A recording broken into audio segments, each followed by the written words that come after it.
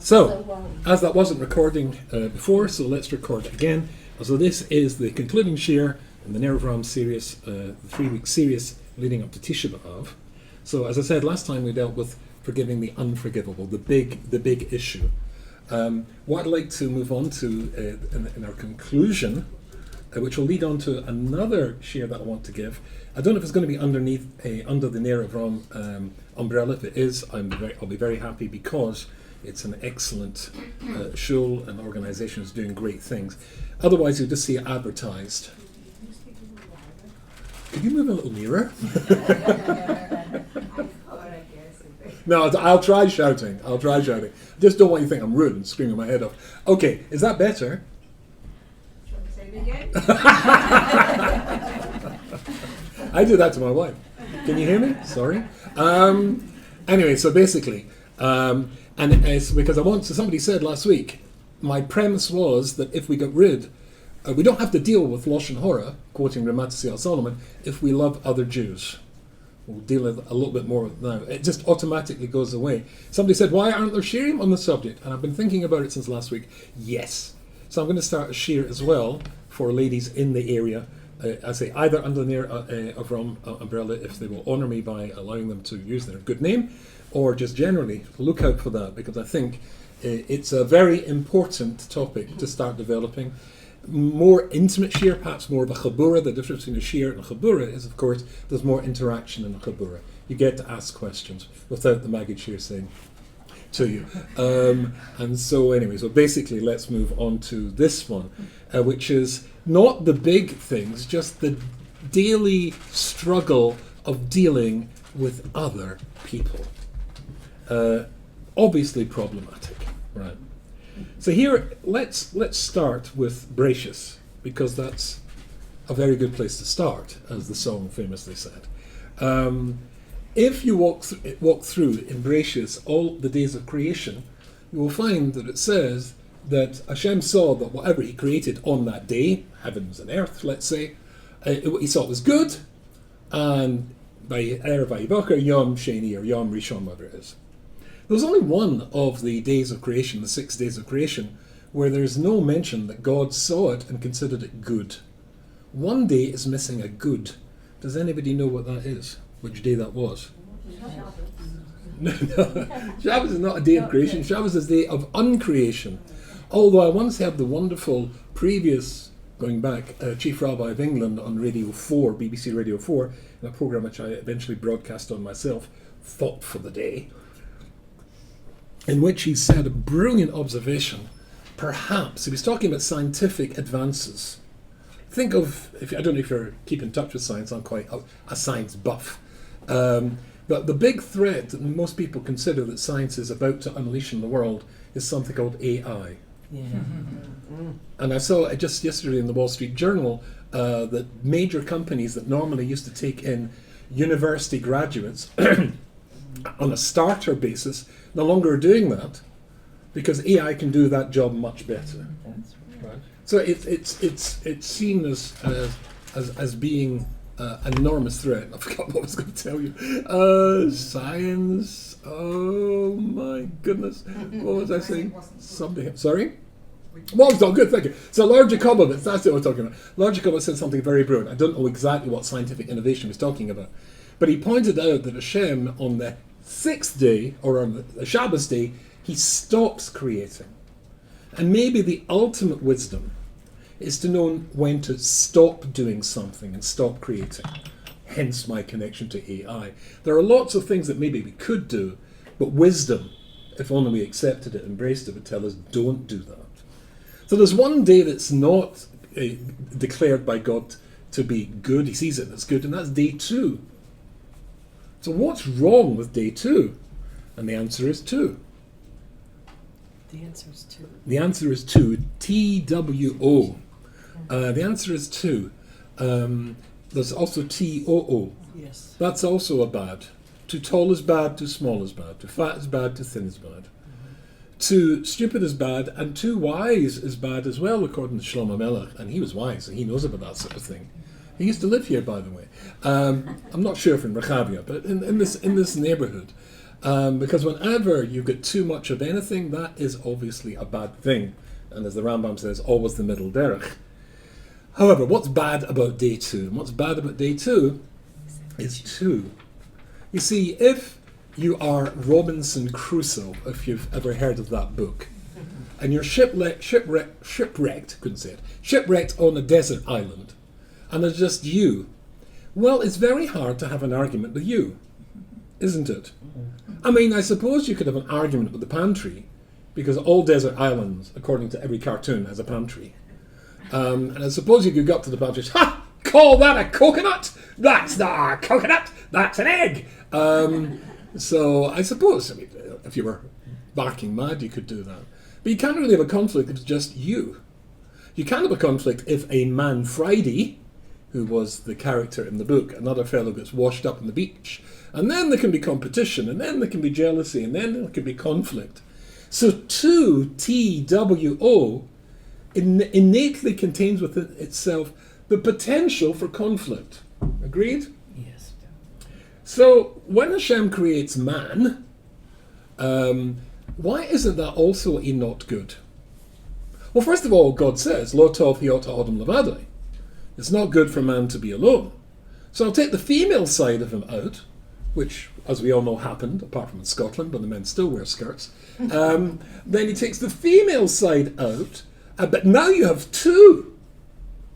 So why isn't the day of creation of humanity, why isn't that day also a not good, because now we have 2 there as well? Well, the answer's simple, because that's not a 2. There was a wonderful old rabbi in Manchester whom I adored, got out from Czechoslovakia before the Holocaust, became the secretary of Manchester Yeshiva, very close to the great holy Manchester Rosh Yeshiva. He was called Reverend Brody. In England, they call rabbis reverends sometimes. Try it with me and you'll get in trouble. But anyway, Reverend Brody, remarkable person. He used to say when he spoke at a chasana, in Judaism, 1 + 1 = 1. And that, of course, is the ideal. Why was it is the obvious question. Because Hashem doesn't. I've told you this right at the beginning. One word does not occur in the vocabulary of the Almighty. What is that word? You won't get a discount from my books if you don't listen. Oops! Hashem never says oops. He doesn't make mistakes. So if he made Adam to be male and female to begin with, then he says it's not a good idea. Doesn't that sound like an oops? But Hashem doesn't make oopses. Is oopses the plural of oops? I don't know. Oopsim. He doesn't make oopsim. So therefore, how could it possibly be that he says it's not good? So what it really means is that this is the Kli Yoker. The Kli Yoker says that had Hashem created man and woman to be 2 separate creatures to begin with, it would have been a disaster. That's Robinson Crusoe and Man Friday. 2. But as we are in actual fact 1, the innate nature of a human being is 1, male and female, artificially separated, then the natural motivation is to want to come together and to look for that reunification. So that's not something's missing good, because innately it's something you can recover to make it innately 1. But a Robinson Crusoe and the Man Friday, or others who are not, or don't see themselves as innately starting off as 1, might just fail in that respect. Does that make sense? Okay. When it comes to one's overcoming the innate feeling of you're not me, which of course is the absolute fundamental, according to Rabbi Akiva, of Judaism, what is the main principle? The ger who wanted, or the guy who wanted to become a ger said to Rabbi Akiva, and the answer was, "Ahavta l'recha kamecha." Love the other person the way that you love yourself, like yourself. We'll talk about that in more depth in a second when we get to Rabbi Dessler and Rabbi Shlomo Wolbe. But basically, when you can overcome that barrier, then what is achieved by Jews achieving oneness is absolutely astonishing. And that we mentioned this when I quoted from Rabbi Shlomo Wolbe last week, when he quoted the Medrash. The innate nature of Klal Yisrael is to be 1, and to realize this famous idea, Kol Yisrael Arevim Zeh B'Zeh. Literally, there's a bit of my soul in you and a little bit of your soul in me. Therefore, it's easy to see ourselves as family if you know that it's family. I mean, it's a bit naughty, but don't you if you find out that one of the very great rabbis, Rebbitzins, superstars of the generation, just happens to be a third cousin twice removed of yours, don't you say, oh, we're mishpacha? Then you claim them as mishpacha. Well, I'm related to Moshe Feinstein and me. Ooh. But not that I know of. But ultimately, that's true. You were related to Moshe Feinstein, and if you're Chassidic to Lubavitch Rebbe or Satmar Rob or whoever it was, because we're all one people. We're all one goof. We came from one goof. After all, Odom Makava, which is what Rosh Hashanah said last time. But what we can achieve when it comes to that is absolutely astonishing. This fundamental idea we say every Shabbos afternoon, Ato Echad, B'Shimcha Echad, Umika Am Yisrael Go Echad Ba'oretz. Notice those words. I haven't seen this anywhere, but it struck me this week in preparing the Shir that it must mean Goy Echad Ba'oretz. You want to be Ba'oretz, you've got to be a Goy Echad. You're not going to be a Goy Echad, you won't be Ba'oretz. I'm sure that's what it means. Somebody very clever and great, not me, will have said that. But sometimes you stumble across a decent thought, which is worth claiming for yourself. In Parsha Shmini, you see that's the 8th day of the preparation of the Mishkan for the presence of Hashem to descend from heaven. Rashi says, no, it's not. I mean the 8th day. There's meant to be 7 days. Why is there an 8th day? And you probably remember this story. Moshe prepares the Mishkan, sets it up, gets everything ready. They're all waiting for this fire or whatever to descend from heaven and eat up the korban. As they say in Latin, garnished. So the first day, nothing. So then the second day, nothing. And it gets to the 7th day, no. And so Moshe comes to Aaron and says to Aaron, it's not working. It's not working for me. You do it.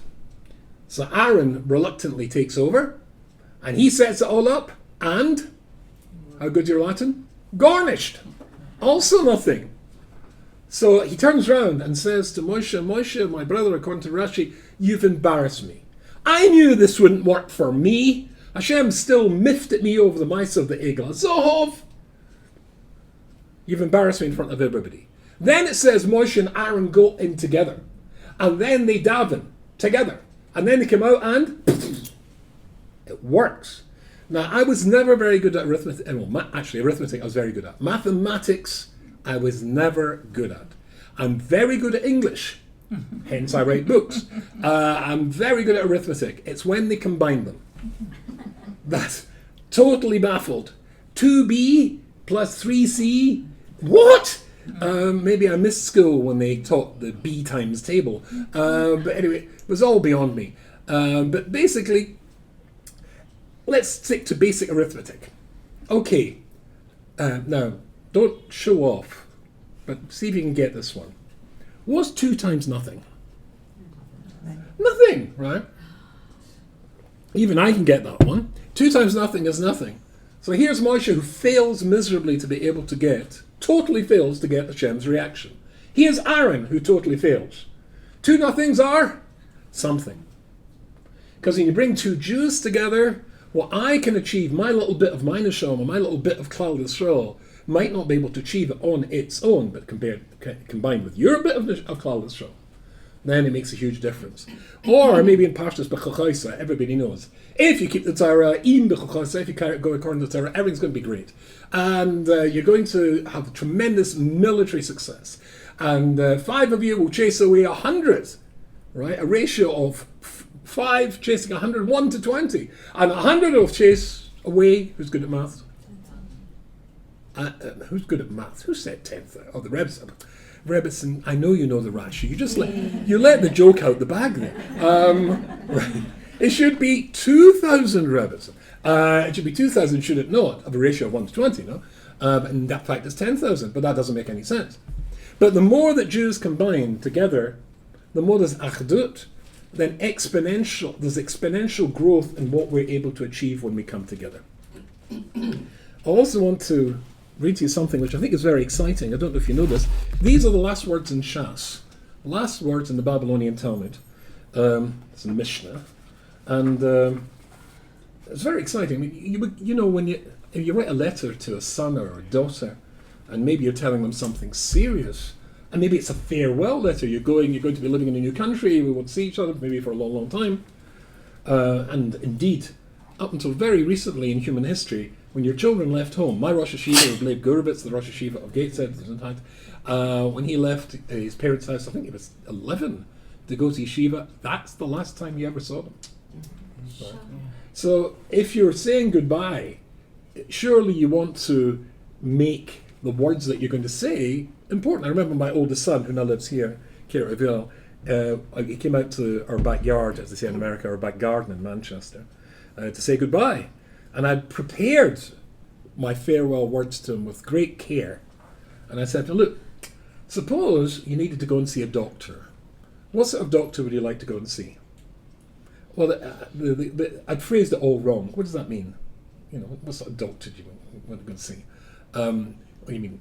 You mean a cardiologist and neurologist? I mean, what does it mean? So I could see I wasn't getting anywhere. Okay, suppose you wanted to go and you needed an architect. What sort of architect would you want to have? Or a lawyer. What kind of lawyer? And then they go, well, the best.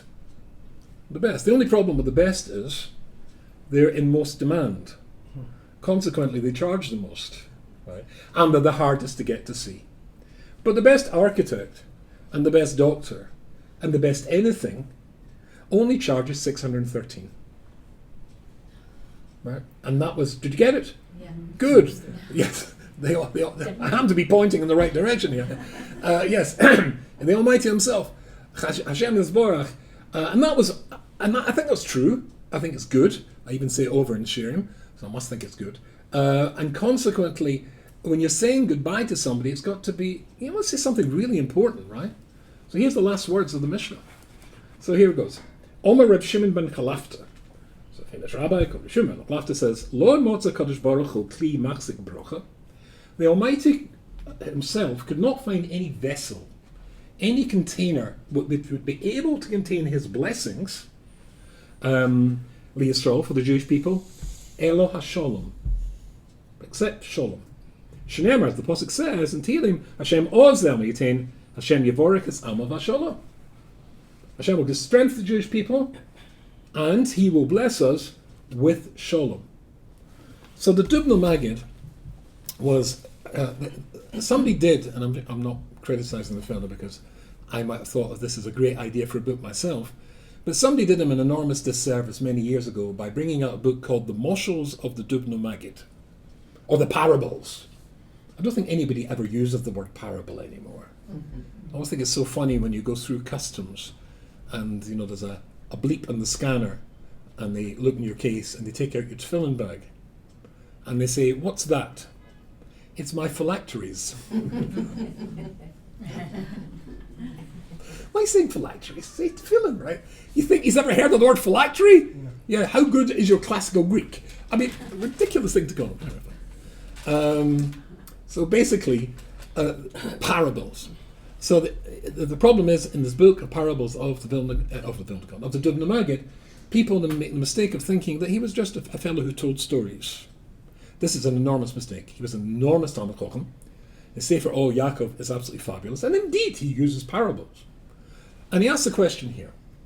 You all know, especially in Eretz Yisrael, it's quite a thrill actually. One of the big high spots of being here is to get blessed by the Kohanim every single day. Don't get that outside. And of course the Kohanim, if that's the Aron HaKodesh, the Kohanim turn round to the Aron HaKodesh. No, they don't. They turn around to you. And they say, so they're pointing their hands at you. They've got their fingers split like that. Yirech Hashem v'yishmerecha. Hashem should bless you. He should guard you. Etc., etc. So the Dubno Maggid says, isn't that just a bit strange? Shouldn't they turn around and face the Aron HaKodesh?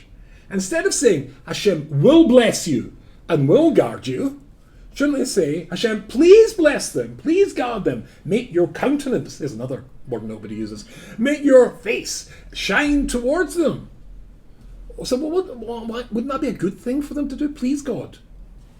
But no, Hashem will do this. So the Dubno Maggid says an astonishing thing. He says that the truth is that really Hashem is blessing us all the time. But His blessings need a keli, and the keli is sholem. And he gives the example of the barrel. If somebody makes a barrel for a living, what's he called? What's the name of the person who makes barrels? Cooper. Excellent, cooper. Ah, yes, she's from England, you know. Not just It's her language, not just England. Where else? Manchester. Not just Manchester. Yes. William Shakespeare lived there. Not. Anyway, so basically, yes. It's a cooper. I don't know if you've ever seen a cooper doing this. It's absolutely astonishing. The boards have to be. They're not just rectangular boards. They have to be cut like that. Very long. There's a slight. I don't know what you call that. Bend or curve. Yeah, bend or curve. Not only that, he cuts the edges so it goes like that. And then they all fit together, and they're bent, so they bend over, and so they slot perfectly together. Near Manchester there's a city called Liverpool, and there's a thing called the Liverpool Maritime Museum, next to a place called the Albert Dock. Liverpool was, of course, a great port during the time of the British Empire. And there was a little fellow when they opened this thing as an exhibition. I went to see him with my kids. And there's a cooper sitting there doing this. It was absolutely astonishing to see it. And he just, like all master craftsmen, it's a joy to behold what he or she is doing. Anyway, he's just whittling away at this board. And he just knew that was the perfect shape to match the next board and the next board and the next board. And so it all fits perfectly together. And then they put iron bands around it, hold it together, and now you can put in whiskey or beer or whatever it is you put into them. But of course, if there is the guy has been drinking some of the beer or the whiskey he was putting into it, the next day he makes a barrel which hasn't been well crafted. Then if it's a split, no matter how much stuff you're going to pour in, it's going to pour out.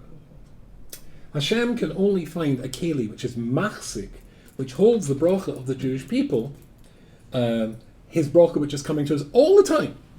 But it's only going to stay as long as there's a sholem and achdus between us. If we can achieve that, then we can achieve everything. And that's the last words of all of Shas. So you've learnt Shas. I think I may have told you the Chasam Sofer, when he was teaching the Talmud to the boys in yeshiva, he would spend 10 minutes before he got down to learning the Gemara to learn the famous Shar HaBetochen of the Chovos Levavos. That's all about building a relationship with Hashem. I translated that. That's one of my books as well.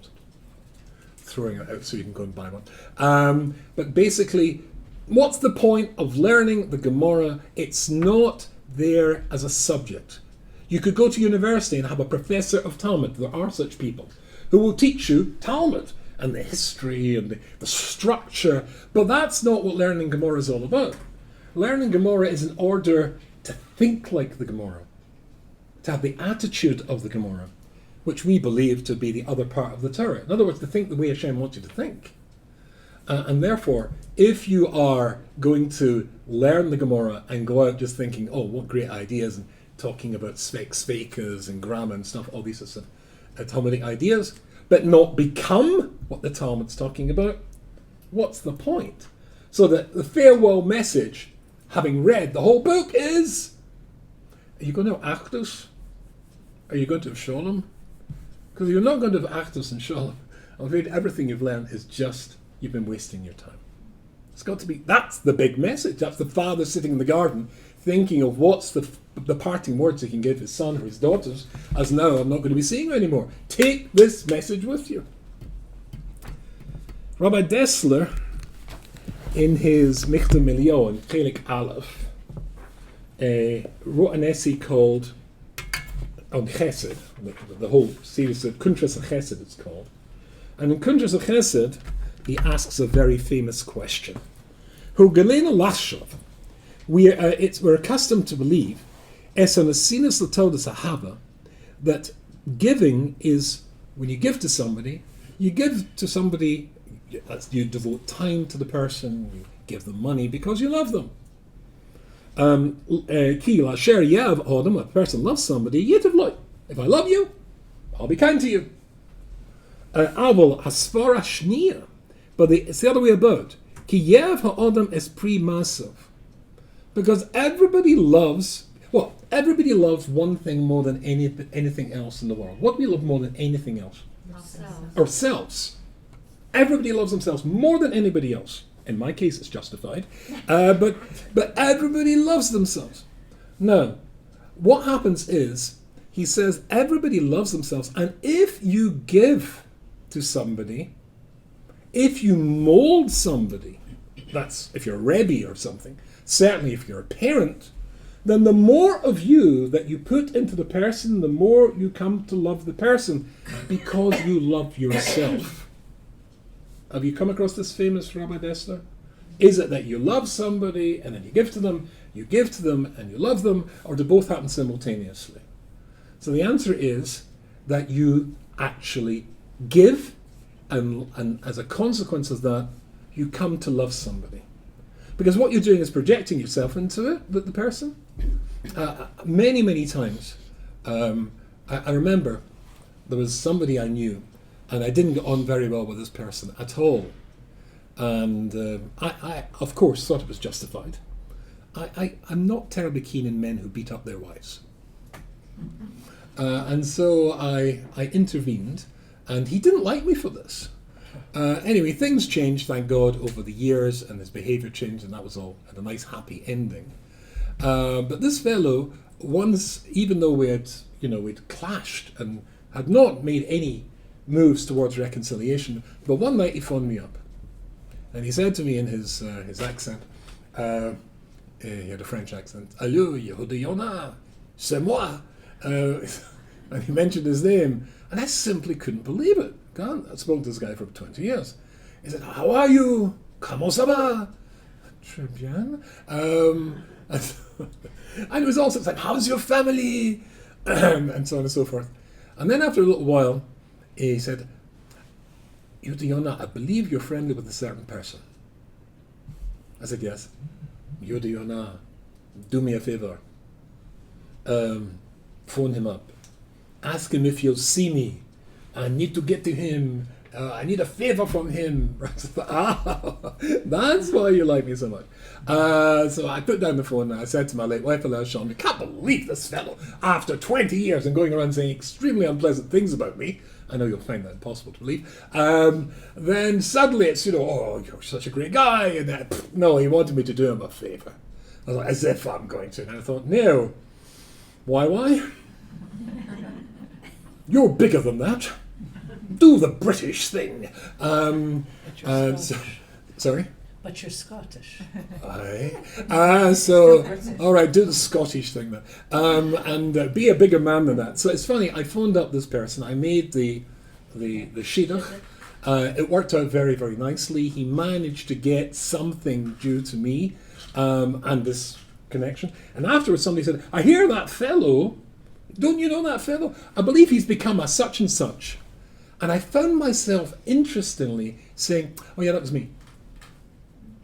This wasn't Gaiva. I just said, "Oh yeah, that was me." It just popped out. I saw myself as though I had given him or made him this new thing.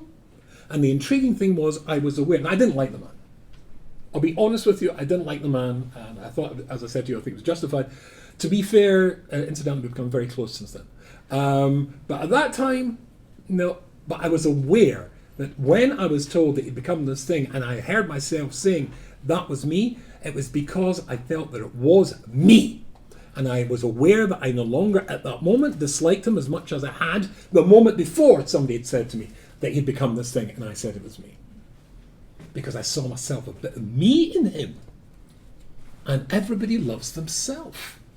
The more you give to somebody, the more you give time to them and do things for them, the more you feel invested. You're invested. There's you in that person. The more you come to love them. Well, Odessa said whenever he would speak at a wedding, he used to turn around and he used to say to the Chosn and Kala, "Try your entire married life to make each other as happy as you're making each other now." It's a process of giving. And the more you give, the more you come to love something. You know something that's one of the most beautiful things I think exists on the planet? A very elderly couple who've been married maybe for 60 years or more, who are clearly as in love with each other as when they were a young Chosn and Kala. Do you know couples like that? Yes. I remember I was doing a Shabbaton in London. Where was this? Can't remember exactly where it was in London. Lots of Shabbatons. But there was I was to speak. There was 3 minyanim on the show, and I had to speak at each of the 3 minyanim. And I went in. I was sitting in the rabbi's guest place, and there was an old fellow. And this old fellow, I think he was in his 80s, and it was his bar mitzvah pasha, and he was learning the haftarah, which he'd done for decades and decades and decades. And he did a brilliant job, and the whole show was felling like crazy. Everybody was so pleased and proud for this old fellow. And when he started going down, the mechitza, there was a curtain on the mechitza, and the curtain drew, and and that this old lady with white hair, he had white hair. I didn't then. Stuck her head through, and the look of pride and the look of love. And he looked at her, and everybody was crying. It was just so beautiful, because it's a lifetime of giving to each other, and and you know a couple of that. They don't even need to speak. They know innately what the other one, and they can answer for each other. Would you like? Oh no, my husband won't like that. Oh, my wife don't like. They're just, because you've made each other one. It's 1 + 1 = 1, and you put yourself back to where you should be. So, chesed is giving. The whole essay is giving. And I say that's what I want this series that I hope to start Elo on. The more we can learn how to give to others, then everything flows. It can flow from that. I think, thinking of this a lot, that basically we talked about last week that if you can just think about your family and how you don't want to have anything bad said about them or anything bad to happen to them, I think that's the basic model that we can use to extrapolate to the mitzvah Hafta l'recha kamocha. Now, Rav Shlomo Wolbe says a frightening thing. This is the first chedek of Elishar, and there's a whole series here of Shiurim. Now, Rav Shlomo Wolbe was extremely deep. Great, I think, the Talmud of Rabbi Yerucham. And this essay, the series of Shiurim, is called Das Atzmeinu, getting to know ourselves. Yedias Atzmai, knowing yourself, to be self-aware. Iesher Lilmod, you can't teach it. Zohu Chvaya Hakudas Al Kol Bardas Va'omdo Al Datri. It's just something which is almost innate, an awareness that you have about yourself from the moment you became yourself. You're just self-aware. Ein hadrocha l'hasaga chave'adzu, and nobody can, as it were, nobody has to teach you to be aware of yourself. It just comes naturally. Here medis bein hashar hakayim v'hashar hazeh, and who you are, that's who you were. Who you're going to be right in the middle, that's who you are at the moment. Hayedeh kitzas midas atayvas. If you were to sit down and examine yourself, and remember, as the Gemara famously says, no two faces are the same, even identical twins are not the same. No two faces are the same because no two people are the same. No two neshamas are the same. And certainly no two personalities are the same, which means, as Shlomo Melech wisely pointed out, chanach lenar al pi darko. That means when you're dealing with other people, certainly when it's children, when we're most vulnerable and most malleable, and certainly when it's dealing with your interactions with other people, you have to be aware that there's not one size fits all. And there's a famous interjection quickly here, and that is, if you hear that a Rov has said to somebody who you think has got the exact same problem as you, that they should do A, B, and C, don't put off your appointment to go and see him to ask that same question. Because A, B, C might well be the prescription he gives to that person. But you're not that person. So the Rov, the Rebbetzin might suggest a totally different approach to you because you're not them. Anyway, if you know a little bit about yourself, if you know a little bit about your pluses, your strength as a human being, we all have those. B'kasas midas arois, Apollos b'kibena, or the negative things that we all have as well, because that's the way we are. Eino yedea atzmakla. You don't know yourself at all. No, you just don't know yourself. If you were only able to realize the incredible potential that lies within you, and along with that, all of the biases and prejudices, insecurities, and all the rest, neuroses that could stop you getting to that potential, all the negative stuff. If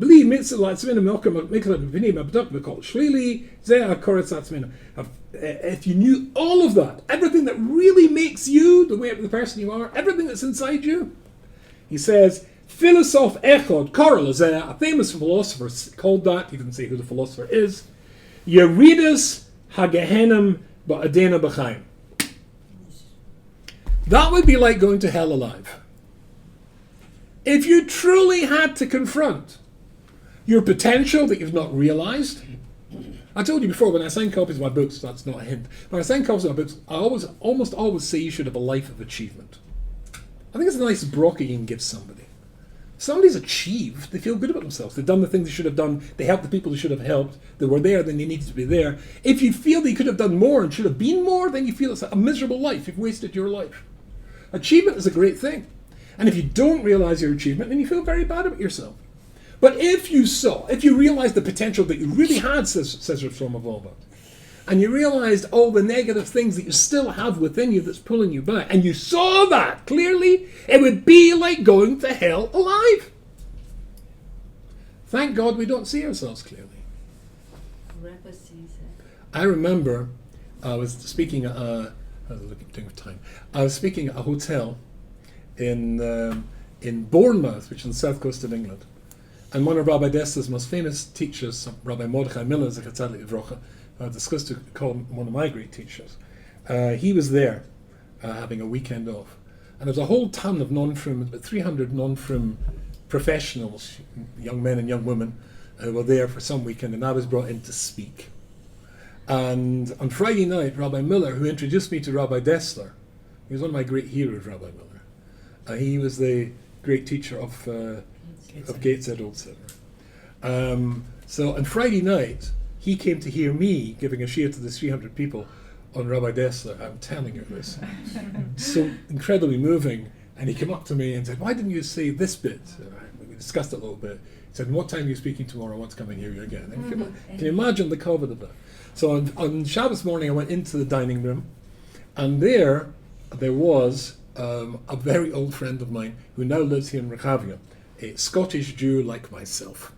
And there was Rabbi Miller.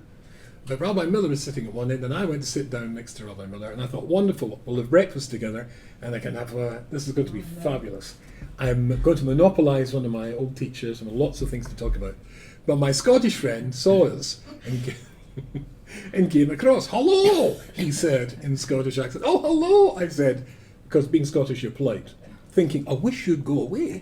I want him all to myself. Anyway, so he started to quote the Scotland's national poet. Is anybody aware of the national poet of Scotland? Yes, brilliant. Yeah, well, I'll see. You do come from Manchester. Robert Burns. And in Robert Burns, one of his famous poems called Tam O'Shanter, he says, would you like it in Scottish or English? Scottish, why not? Scottish, I'll translate for you. "Wed some poor the gift of gears, to see ourselves as other seers," which is, if only someone would had the power to allow themselves to see ourselves the way that other people see us. So he mentioned this, and I said that would be terrible. And Rabbi Miller said, yes, that would be truly terrible. But it's interesting how Rabbi Miller saw it and how I saw it. I didn't want to see myself the way people see me, because I like to pretend that people have a reasonably high opinion of me, but I suspect that they don't, and I'd rather not know about it.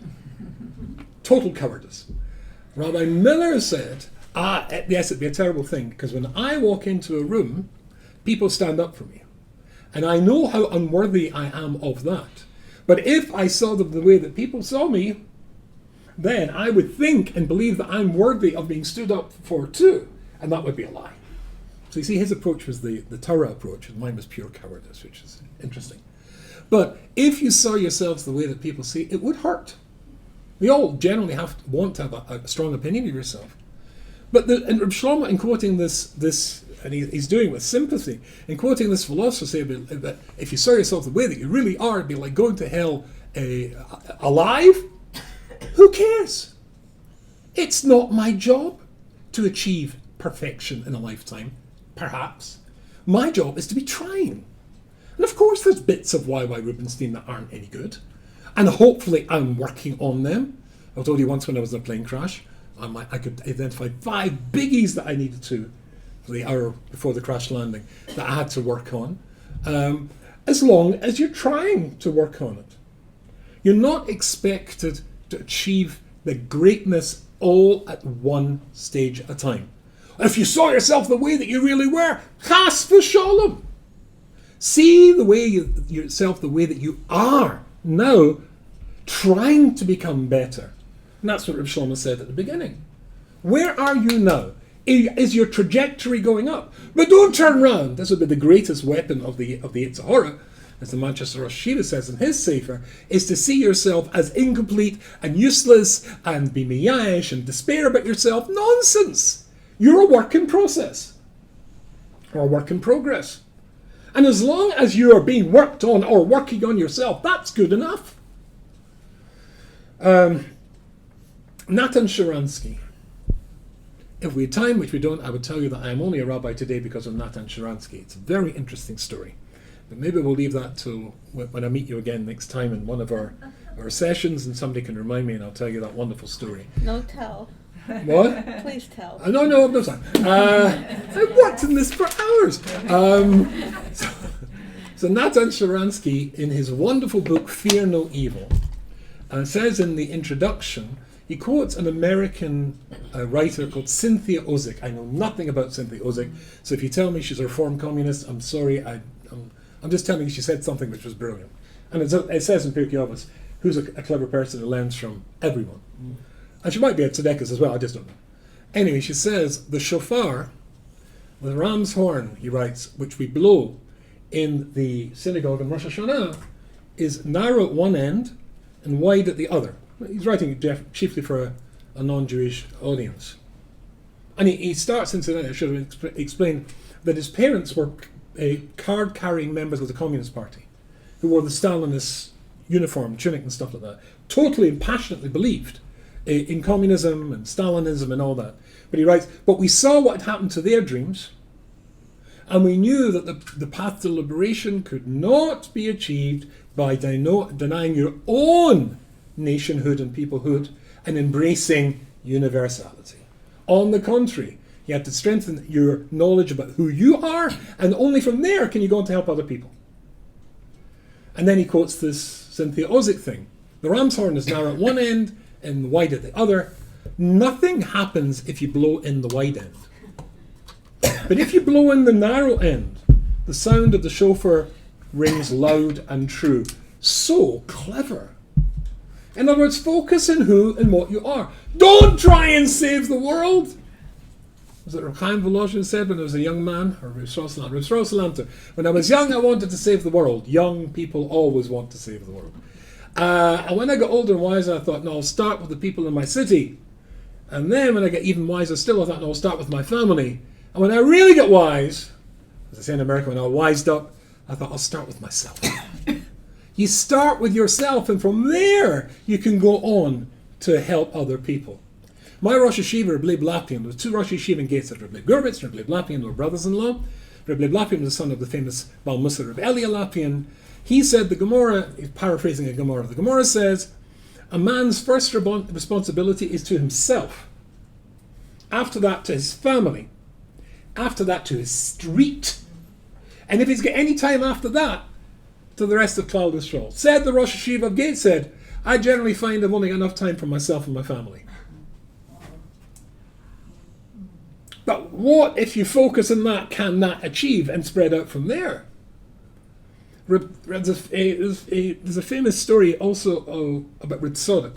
I think I shared this with you once. A Chassid once came to see Reb Tzadok, the great Hasidic Rebbe, and he was impecunious. He was poor. He had no job, and somebody had offered him a job. And of course, being a Chassid, somebody offers you a job, you're going to get a bracha from the Rebbe before you take the job.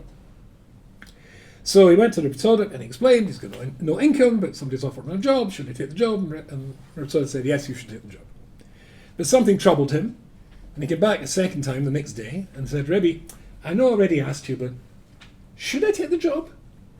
He said, should you take the job? Of course, you should take the job. He came back a third day. This Chassid was a nudnik, and said, Rebbe, I know I've already asked this twice, but emes la'amitoi, in absolute terms, should I take the job? Reb Tzadok said, emes la'amitoi? Of course you shouldn't take the job. Now what was Reb Tzadok's advice to his Chassid? Take the job or don't take the job? Take the job. Emes la'amitoi at the highest possible levels. You don't need to take the job. Miracles will happen for you. Paseach es yedecha masbiach l'chol chai ratzon. We say in our benchik every day. I believe it. Do you really believe it? If I really believed it, then I really wouldn't have to do any ishtadlus. Well, not quite. But who's in that level? You've got to be in your level. Oh, wow, if you understood exactly who and what you were, says this great psychologist, going to hell. Thinking about who you're not, that is hell. You're imposing hell on yourself. You're not supposed to do that. The Bostoner Rebbe was a very, very wise man, the old Bostoner Rebbe.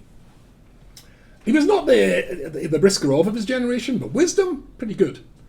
And my very old friend, Rabbi David Gottlieb of Arsameach, who was his outstanding chassid, once asked him, the Litvaks have a custom before we say Shema at night time to review their day. What did I get right? What did I get wrong? As it were, a life in process, in progress. And then after that they would say Shema. What did I get right that day? What did I do wrong? And they asked the Rebbe, is that a good minhag to adopt? This non-Hasidic minhag. And the Boston Rebbe thought about it for a second and said, I think it's a very good idea to adopt, as long as you concentrate on your achievements first. As long as you concentrate on your achievements first. Don't let the process of self-improvement be destroyed by focusing on your negatives.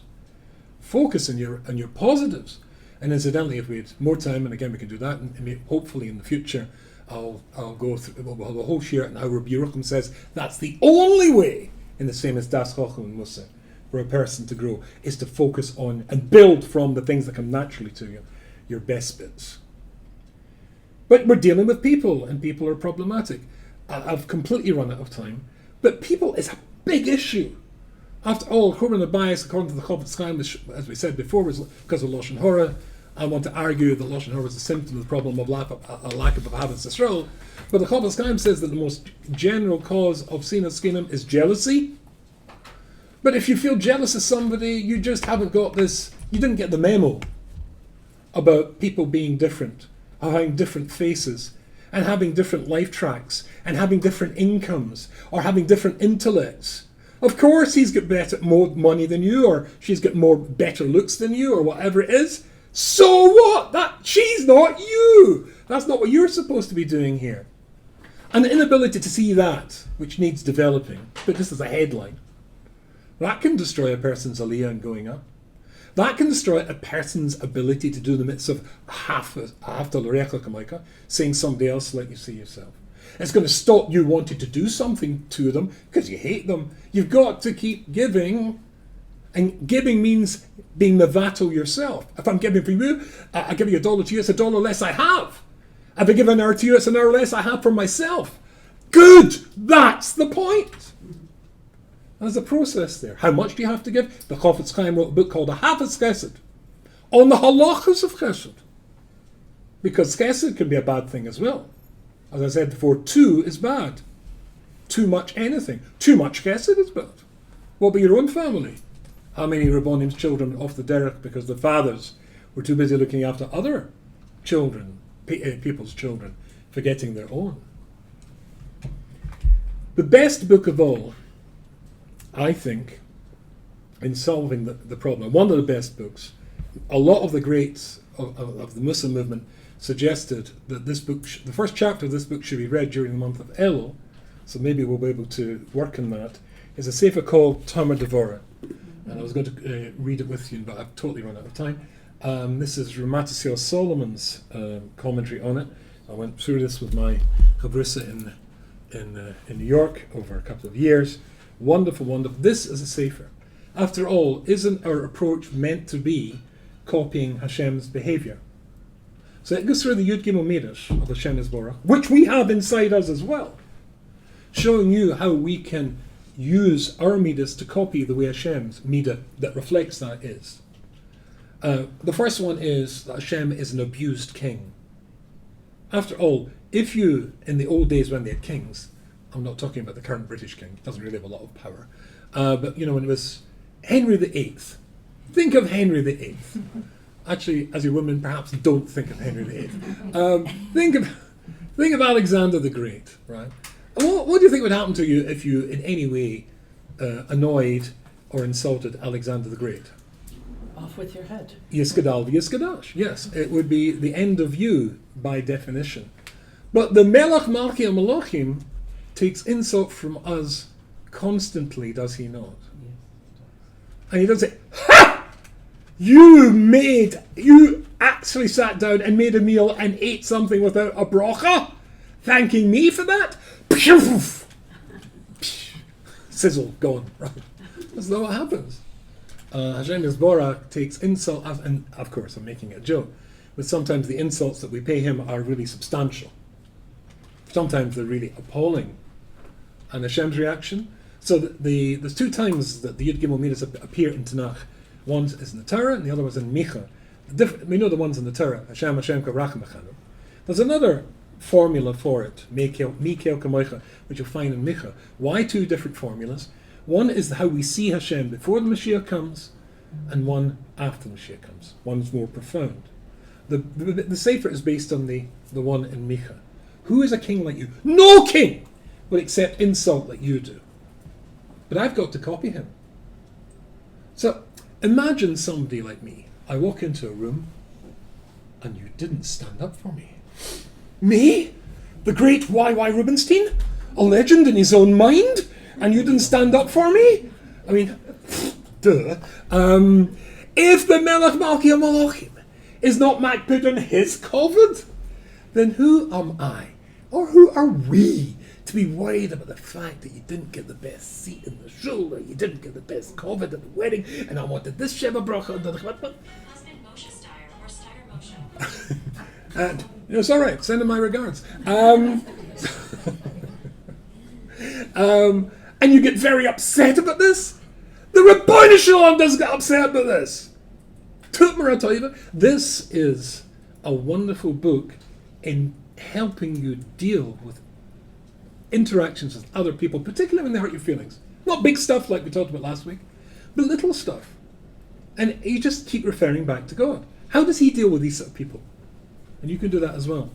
I think we can just concentrate on the little thing, like the ram's horn, the shofar, the narrow end. And then it gets wider and wider because we can expand and expand and expand to not just the love that we have for our children, but the love that we have for our extended family, and then the whole of Klal Yisrael. It's a way to go. And I think there's a set of Shiurim which I need to write for you on this one, and probably another book on this as well. So I'm looking forward to seeing you all on that topic. Yes? If you take Ahava 13 and you expand it to others, Ahava, you get 26, you get the name of Hashem. Ooh, well, there you go. Right? Right, okay. She says Ahava is 13. If you expand it, then you get 36. Etc., etc. And therefore, 26 rather. And 26, of course, is the name of Hashem. So if you expand your you into my I, it becomes to yours, then it becomes eventually encompasses what Hashem wants. Okay, ladies, I wish you all well over the fast. Thank you. Thank you very much. Thank you, Rabbi. Thank you.